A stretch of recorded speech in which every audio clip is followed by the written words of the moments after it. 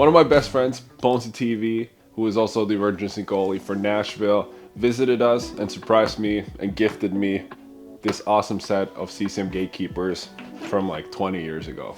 Yo, those are yours, by the way. What do you mean? I'm giving those to you. For me? Yeah. No, you just have to have them. Dude, I already have a set. That's my second set. What? I'm not even using those. What? Yeah. Sure, wear them today? You can if you want. Heck, man. Well, I'm sure. Yeah. I used to have these growing up. I know you did. Throwback. Actually? Yeah, same stuff. Yeah, baby. You got the flags, huh? Are they 12? Yeah.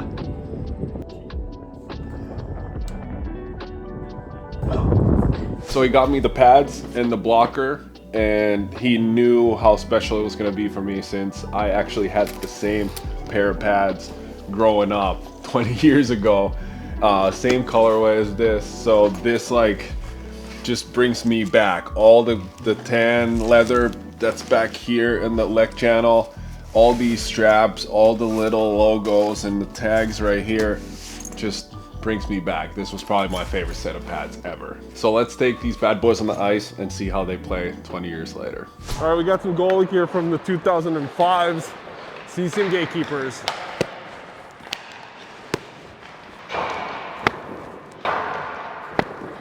This feels like a normal blocker. It's nice. All right. Not much of a knee block on these things. There you go. That's more like it. Yeah. Not too bad actually, but I feel like my knees kind of fall off of this. Like this. This blocker is nice.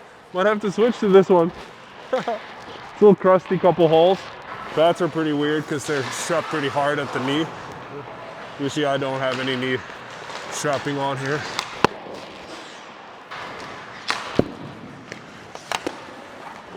Rebound control.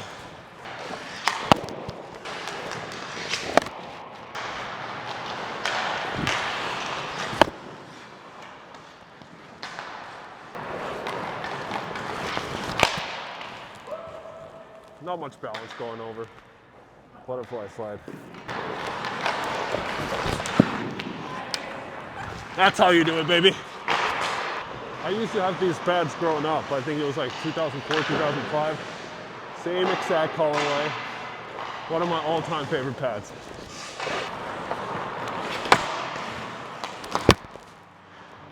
That was a lot of fun. I feel like these pads are like the first wave of the modern gear, and they are like pretty slim up here, slimmer than some of the modern pads right now, and they have a pretty good stiffness to it, the flexible boot, so they kind of have all the characteristics that a modern pad would have, that and the pads that I really like.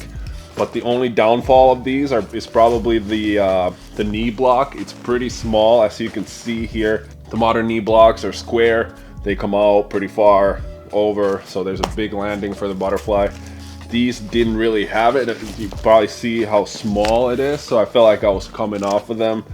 All these straps you have to keep pretty tight to keep your knee in place, but man, they're mobile. They're 12-inch pads, so they're 1 inch too wide for the NHL these days, but they're mobile. They're like a nice pad. Like, so I feel like if they only fix the knee block on these, I could definitely play a game in these. Blockers held up great. It's still hard. It feels like a normal blocker. Only thing, the palm is pretty messed up. So Bonesy, I don't know what you did with this, but it's a little questionable. But other than that, like rebounds were coming off fast, and it's got great balance. So it's almost feels like a normal blocker from 2023.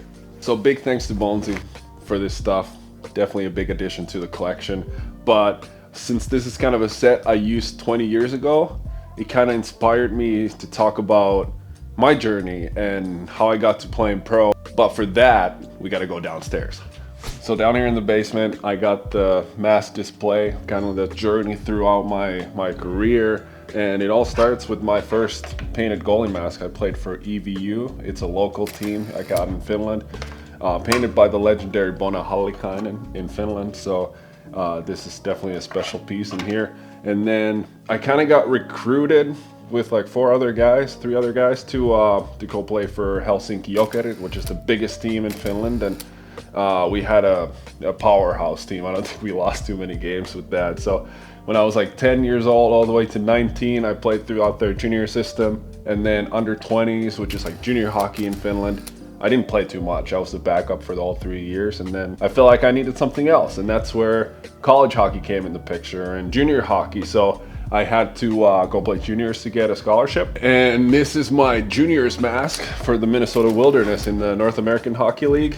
Painted myself, actually, so turned out pretty good. But the funny story is, obviously I tried out for a USHL team, got cut after 2 days of like the tryout camps, went to NAHL, played well, and that got me a scholarship to Minnesota Duluth. Here's my Duluth mask. Played 2 years of college hockey in Minnesota Duluth. I kind of skipped over the fact that I wasn't playing in Finland and then getting this opportunity in North America. And I think coming over to North America, to US, I was just really excited, like a new chapter of my life, and got to play in the USA, like super excited. And I think mentally that helped me a lot, and that helped me play so much better, and I got to play a lot, and I think my save percentage is still number one in the NAHL history. So obviously things worked out well, and I just trusted the process, and finally when I got my chance, I took advantage of it and got a spot in a great college in Minnesota Duluth, and kind of kept the train rolling and played well, and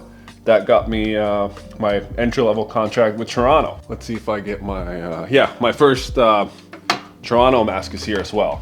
So this was a pretty cool moment, getting my mask, getting an NHL logo on it, and especially a team like Toronto. And in a span of 3 years of not playing that many games in Finland and juniors to signing with the Maple Leafs, that's a pretty good turnaround. And I feel like all that was because of me going to North America and kind of resetting mentally and being excited and like shuffling the cards again, and that worked out in my favor. If you fast forward 3 years, you led up to this moment, which is my NHL debut with Toronto. NHL debut as a 26-year-old after a pretty long journey was obviously the highlight of my career. And then later that season, I got to go to the AHL All-Star game right here, and then COVID happened, bubble happened. After the bubble, I signed with Nashville and spent the year pretty much in the taxi squad and got to play in one game for 15 minutes. Doubled my NHL games, that's 2. So those are the 2 NHL games that I still have. And then obviously went to Sweden. I got the Sweden mask here, Leksand right here as well. And now a free agent. So we'll see what next year brings. I'm gonna play as long as I can until I can't get in the butterfly. I can't get up anymore. And that leads to my daily routine, which is going on Elite Prospects and on Twitter/X and seeing if there's any injuries, any sent downs, call-ups, and if there's any spots, any jobs open in the world, Europe, AHL. I'm trying to get a job. I want to play some games.